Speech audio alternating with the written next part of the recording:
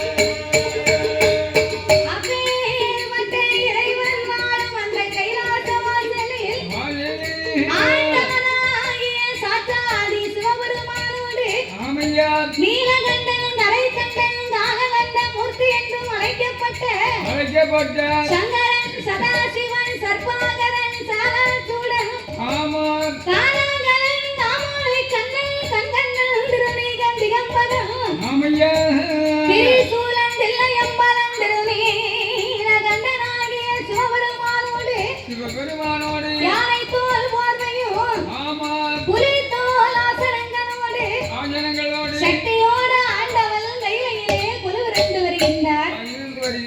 அப்படி கொலுவிருக்கும் இறைவனாகிய சிவபெருமான் 14 உலகத்தை இறைவன் படைத்து 224 புவனங்களையும் ஆண்டவன் படைத்தார். 7 சப்தசாரங்களாகப்பட்ட கடல்களை படைத்து கடலுக்குள் இருக்கும் தேரையவும் தாயாரின் கற்பைக்குள் வாழும் சிசுவையும் முட்டைக்குள் உருவாகும் குஞ்சியவும் ஆண்டவன் படைத்து ஓர் அறிவு முதல் 6 அறிவு படைத்த நாமளை போன்ற மானிட மனுக்களை படைத்தார். மனு உலகிலே ஆண்டவன் மனிதர்களை ஏன் படைத்தார் தெரியுமா?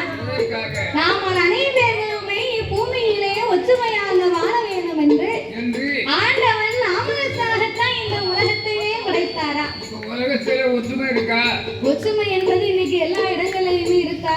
எங்கேயுமே கிடையாது. ஏன் கிடையாது தெரியுமா? நீ வாழ்வது யாரும் குடிக்கல, நான் வாழ்வது கொடுத்துக்காரு குடிக்கல, குடுக்காரு வாழ்வது தாளக்காரு குடிக்கல. ஒருவர் வாழ்வதை பார்த்து இன்னும் ஒருவர் நாமல் பொறாமைப்பட்டு கொண்டே இருக்கிறோம்.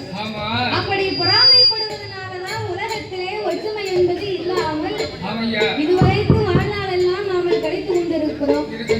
அதாவது பக்கத்து வீட்டுக்காரங்க சென்றா ஒரு பைக்கு வாங்குறாங்கன்னா அடுத்த வீட்டுக்காருக்கு அது சந்தோஷமா இல்ல. அவனை விட நம்ம என்ன குறைஞ்சவனா?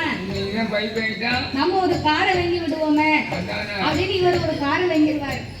அவர் ஒரு வீட்டை கட்டினாருன்னா இவர் ஏற்கனவே இருக்க வீட்டுல ஒரு மாடியை போடுவாரு. அடுத்த வீட்டை சிவத்தை பொண்ணா பார்த்து கல்யாணம் முடிச்சா நம்ம சும்மா இருக்க மாட்டான். என் பிள்ளைங்க நான் எவ்வளவு பெரிய படி படிக்க வச்சிருக்கேன், இதை விட சிவத்தை பொண்ணா பார்த்து என் பிள்ளைக்கு நான் கல்யாணம் முடிப்பேன் அப்படின்னு இப்படி எல்லாம் நடக்கு. எதை பார்த்தாலுமே பொறாமைப்படக்கூடிய மனிதன் இந்த உலகத்திலே ஒரே ஒரு காரியத்தை பார்த்து மட்டும் இதுவரைக்கும் பொறாமைப்படவில்லையா? அதான் கடைசி காரியம். அதாவது பைக் வாங்கினாங்க, கார் வாங்கினா, வீட்டை கட்டினாரு. அவன் சிவத்தை பொண்ணா பார்த்தா இவரும் கல்யாணம் முடிச்சுட்டா. அப்ப எல்லாத்தையும் பார்த்து பொறாமப்பட்ட மனிதன் திடீர்னு ஒரு நாள் அடுத்த வீட்டுக்காரை செத்து போயிட்டான்.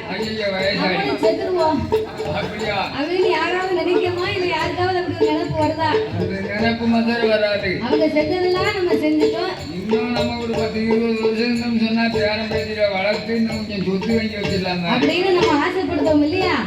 அப்போ மரணத்தை பார்த்து மட்டும்தான் மனிதன் இதுவரைக்கும் பொறாமைப்படவில்லையா?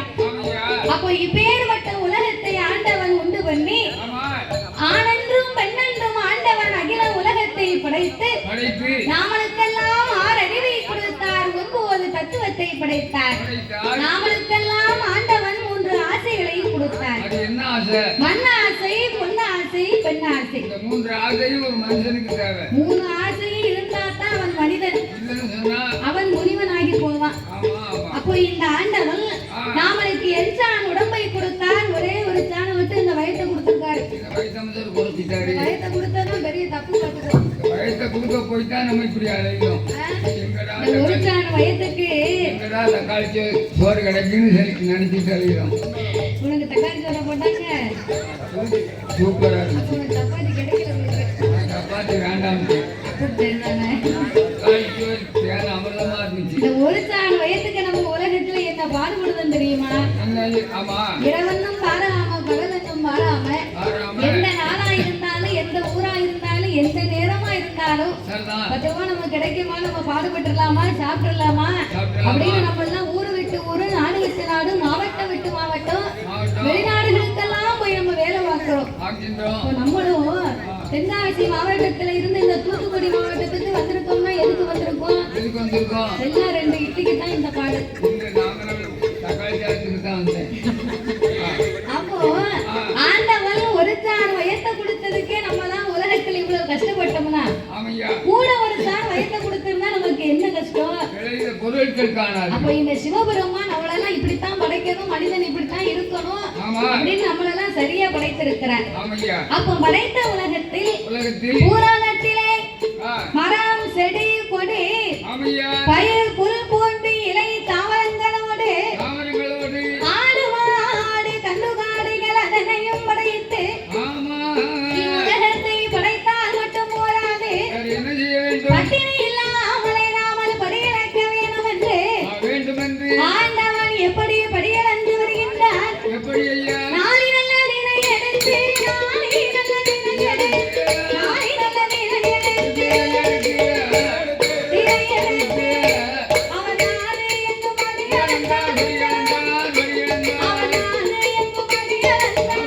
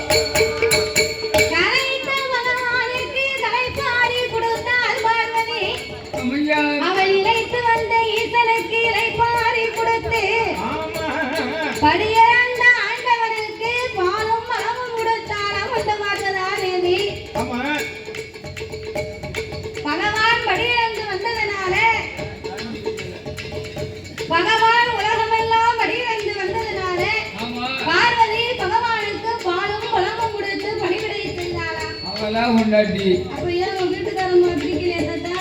பிடிக்கத்தான் செய்யுது.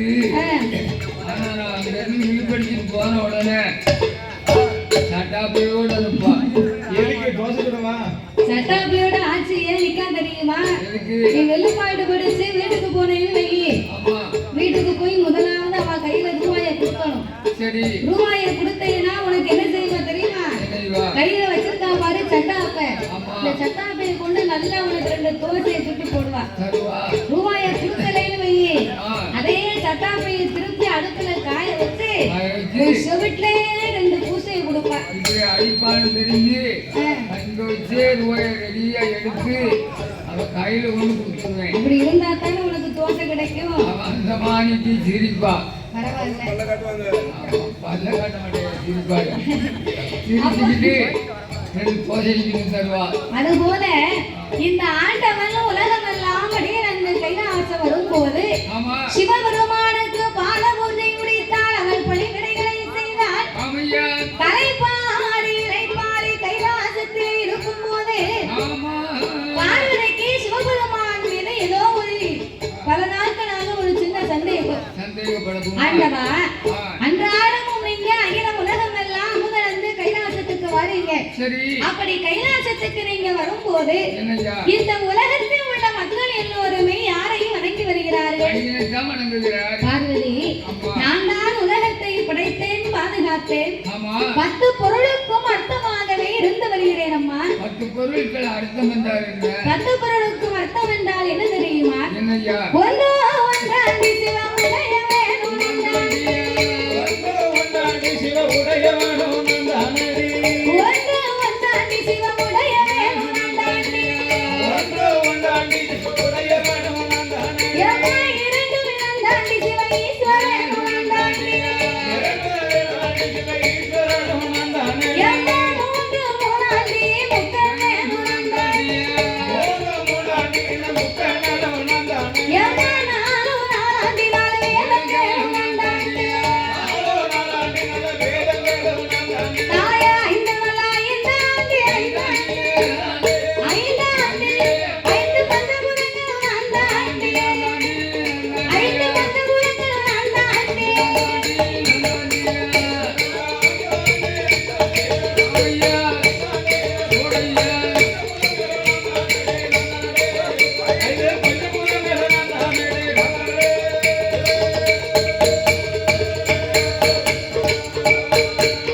எம்மா ஆறு வாராண்டி ஆறு சாத்திரமும் நந்தாண்டி.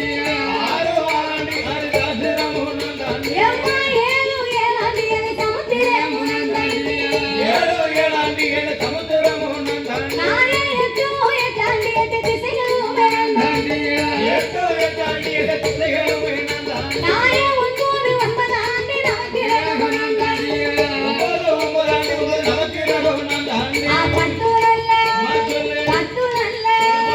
பத்து நல்ல பத்தாண்டி பத்தாண்டி பகவானும் நந்தாண்டி. ஓ பகவானும் நந்தாண்டி.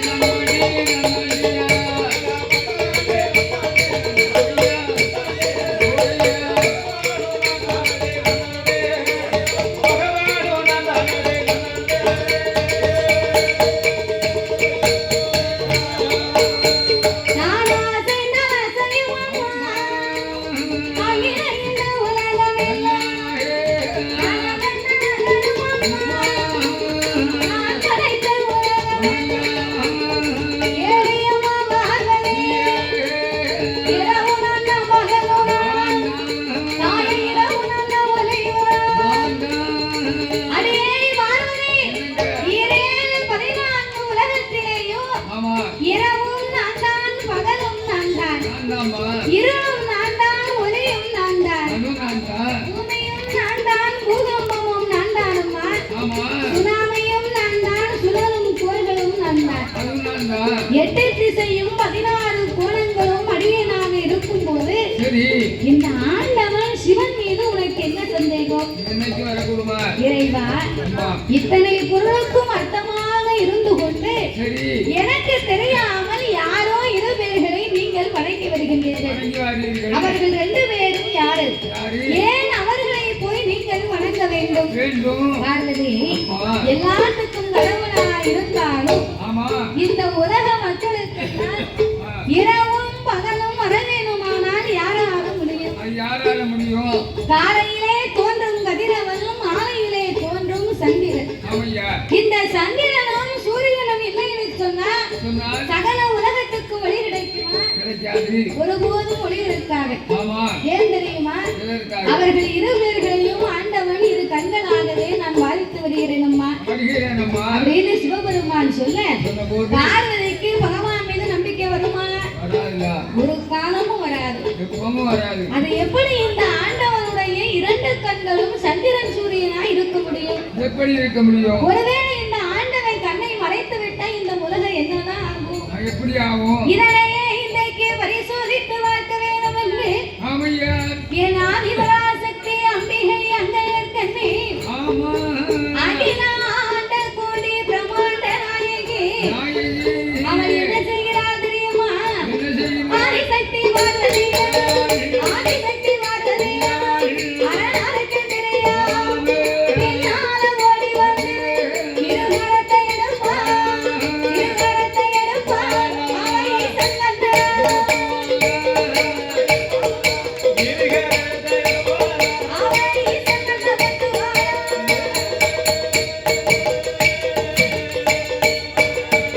அவளோ மகமகந்தப்பட்டுவோள், ஆறுலக இருளாள், ஈசன் வண்ணப்பட்டுவோள், இருவுலக இருளாள், கடவுள் வண்ணப்பட்டுவோள், கடவுள் வண்ணப்பட்டுவோள், கலியுலக இருளாள்.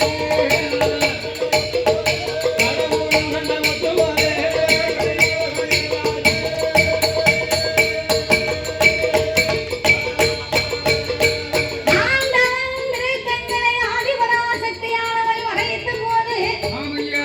அந்த ஐயா சேலம்னு கீழே வந்துறாங்க. என்னையா? உனக்கு என்னமா வருது? அது போன வருஷம் கேட்டிருக்கணும். ஆ? கேட்டிருக்கணும். நாங்க பூரா பேரும் 6 பேர் உட்கார்ந்து படிச்சுக்கிட்டு இருக்கோம். இப்படி தூங்கலாமா? என்னாச்சு? மாரியம்மன் கோயிலுக்கு மாதவி ஈடுபாடு படிப்பா அப்படின்னு சொல்லி. அடுத்த வருஷம் இந்த புள்ள வந்து வெளில படிச்சுக்கிட்டு இருந்தா ஆமா. நாங்க பூரா பேரும் தக்காளி கூட சாப்பிட்டுட்டு சேர்ல உட்கார்ந்து தூங்குவோம் மாரியம்மான்னு ஏற்றுட்டு இருக்கோம். ஒரு தேசிய கருத்தை முடிச்சாங்க. பரவாயில்ல. சரி. அதானே நீங்க கண் கொண்டு பார்க்கலைனாலும் மாரியம்மா தான் காலை கொண்டு கேட்பா. பிறகு அதனாலே ஆ. இந்த ஆதிபராசக்தியானவள் ஆண்டவருடைய திருக்கண்களை மறைக்க அழைத்து.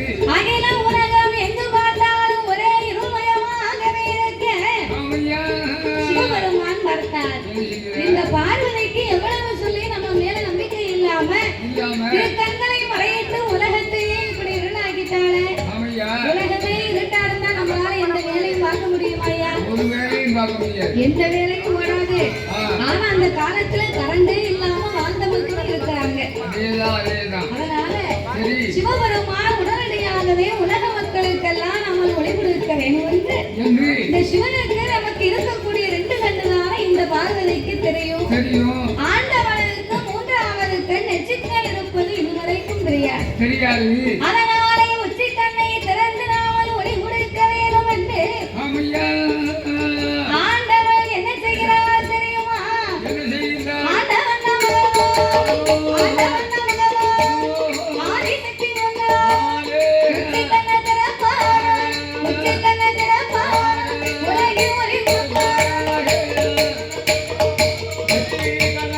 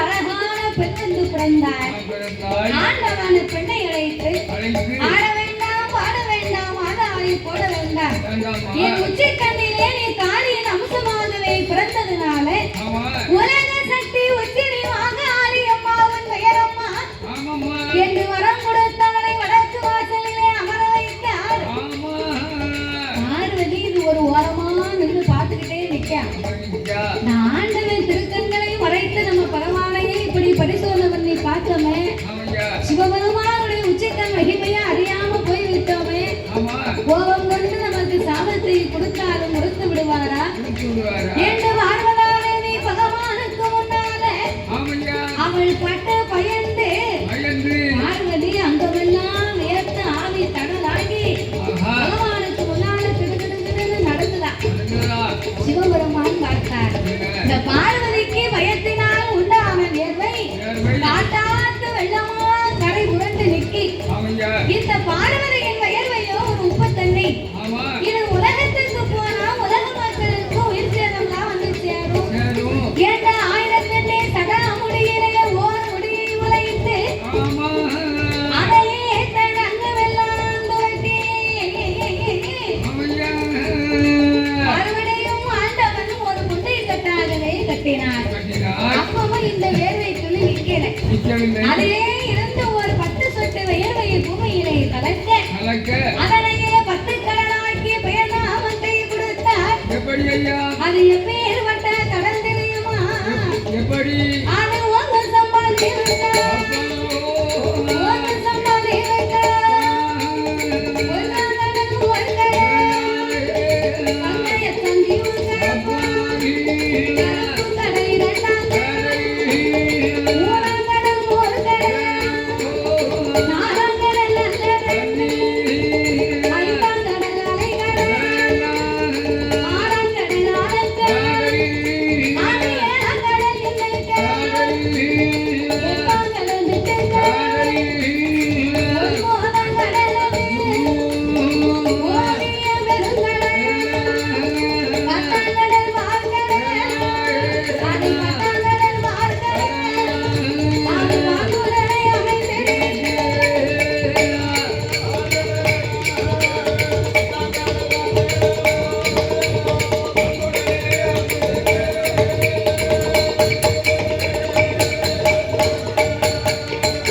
பத்தாம் கடல் பார்க்கடல் அந்த பார்க்கடலும் கப்புவாலே வரிங்கி வர்ணம் பாறையிலே ஆமா பரந்த ஆலமரத்தினுடைய அருகிலே ஆமையா காற்றடித்து மணல் குமித்து கரையாம்புத்து வளர்ந்திருக்க வளர்ந்திருக்க. ஓங்கி வளர்ந்து புத்து 1000 வாசல் உண்டு. ஆமையா தங்க புத்து வெள்ளி புத்து தானாக வளர்த்த அந்த மாணிக்க புத்துக்குள்ளே இதுக்குள் சென்னாகம் கருணாகம் கண்ணாடி விரிசுகள் பரிசுகள் எல்லா நாகத்திற்குமே ராஜா ராணியாக ராணியாக நாகலோக பட்டணத்திலே வந்து ஆமா அங்கே நாகராஜனும் நாகக்கன்னியும் ஆமா மன்னவனும் தேவி இருமேர்களும் மகிழ்ந்தரசு செய்து வருகிறார்கள். ஆமையா கொண்டவனும் தேவியுமாகவே ஆமா இருவேர்களுமே குணமோடு வாழ்ந்து வருகிறார்கள். வருகிறார்கள். அதாவது இந்த நாகராஜன் நாகக்கன்னினா என்னம்மா? நம்ம பூலோகத்தை பார்க்கிறோமே அந்த மாதிரி நாகம் கிடையாது. கிடையாது கிடையாது. தலை மட்டும் மனித தலை, ஆமா கண்டத்துக்கு கீழே உடம்பெல்லாம் நாக வடிவம். நாக ரூபம் அல்லவா? இப்படி தெய்வத்தினுடைய அம்சமாகவே வாழ்ந்து வந்தாலும் சரி ஒருவர் சொல்லை ஒருவர் கேட்டு கேட்டு வீட்டிலும் நாகம் போல ஆமையா நகமும் சபையும் போல ஆமா தேங்காய் போல சிறியரை போல போல ஒருவருக்கு ஒருவர் ஒற்றுமையாகவே வாழ்ந்து வருகிறார். ஆமோ ஆமா சுவாமி. வாழ்ந்து வரக்கூடிய இருவர்களுக்கோ சரி அதாவது என்ன? ஒரு மனிதனுடைய வாழ்க்கையிலேயே செல்வங்கள் 16 என்று சொல்லுவார்கள். ஆமா இந்த 16 செல்வத்திலேயுமே சரி வாய் திறந்து பேசக்கூடிய செல்வம் வந்து ஒரே ஒரு செல்வம் தான். என்ன என்ன செல்வம்? நம்ம வீட்டுல வீரவில் நிறைய கட்டுக்கட்டா பணம் காசு நோட்டு இருந்தாலும் இருந்தாலும் அந்த பணம் வந்து நம்மளை அம்மா அப்பான்னு கூப்பிடுமா ஐயா? கூப்பிடாது. ஏக்கர் கணக்குல நிலம் வாங்கி வச்சிருக்கோம். ஆமா இந்த நிலம் வந்து நம்மளை அம்மா அப்பான்னு கூப்பிடுமா? கூப்பிடாது. கழுத்து நிறைய தங்கமா வாங்கி போட்டிருப்போம். ஆமா இந்த தங்கம் வந்து நம்மளை அம்மா அப்பா என்று கூப்பிடுமா? கூப்பிடாது. இவை மூன்றுமே உயிரற்ற உணர்வற்ற வெறும் பொருள். ஆமையா ஆனால் நாமளை அம்மா அப்பா என்று அழைக்க வேண்டுமானால் வேண்டுமானால் செல்வத்திலேயே சிறந்த செல்வமே பிள்ளை செல்வம் தானா? அதேதான் என்பார்கள். அப்பேற்பட்ட குழந்தை செல்வம் இல்லாமல் ஆமா 12 வருடமாகவே பிள்ளை இல்லா கவலை கொண்டு அந்த நாகராஜனிடம் நாரதனி ஏது சொல்லுகிறாள்? என்ன சொல்லுகிறார்? எங்கனே வாராதே மன்னா,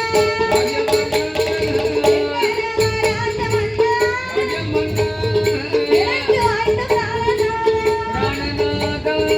சொல்வதே நாரதனி, இதுவரை இதுவரைக்கும் என்ன மன்னா பாவம் செய்தோம், அதிலிருந்து என்ன செய்ய, மலையிலிருந்து ஏது செய்ய, பொன்னிலிருந்து என்ன செய்ய, நமக்கு பொருளிலிருந்து ஏது செய்ய, அன்னபான இருந்தாலும் ஏழை இருந்தாலும் அன்னையான மலரை இல்லை, சாமி அன்னையான மலரை இல்லை.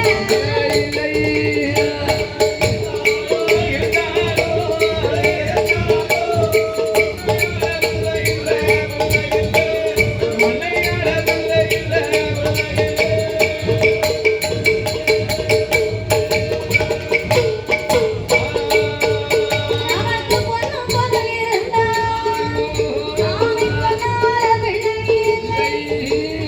முற்பேது வயதால் முடிதறிக்க பிள்ளை இல்லை. எனக்கு 40 வயதால் அண்ணானான பிள்ளை இல்லை. அண்ணா 50 வயது வாழ்ந்து ஆணும் இல்லை.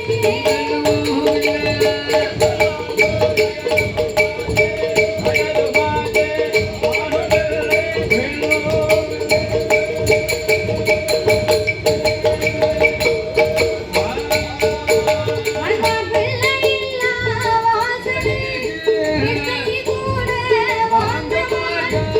மகனை இல்லா வாசலே ஆணி இருந்தாலும் குழந்தை இல்லா வாசலே வாசலுக்கு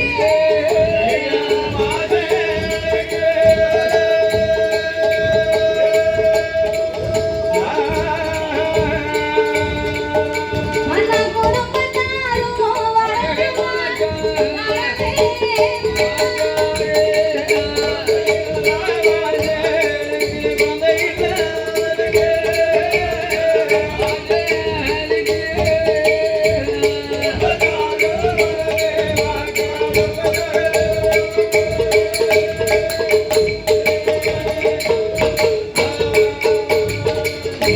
என் கணவா நாகராஜா பிள்ளை இல்லா வாசலுக்கு பெரியோர் வர மாட்டார், பிச்சை வாங்க மாட்டார்.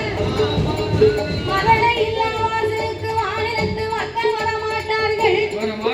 குழந்தை இல்லா வாசலுக்கு நம்ம குடும்பத்தார் கூட வர மாட்டார்கள் அல்லவா? 30 வயதாகியிருந்தேன். அப்பமாவது எனக்கு ஒரு பிள்ளை கிடைக்கும்னு ஆசைப்பட்டேன். இன்னைக்கு 40, 45, 50 வயசாகி போச்சு. சரி இதுக்கு மேல நமக்கு என்னைக்கு ஒரு பிள்ளை இருக்க போகுது? எனக்கு நம்பிக்கை இல்லை. ஆ? எனக்கு நம்பிக்கை அடியே நம்ம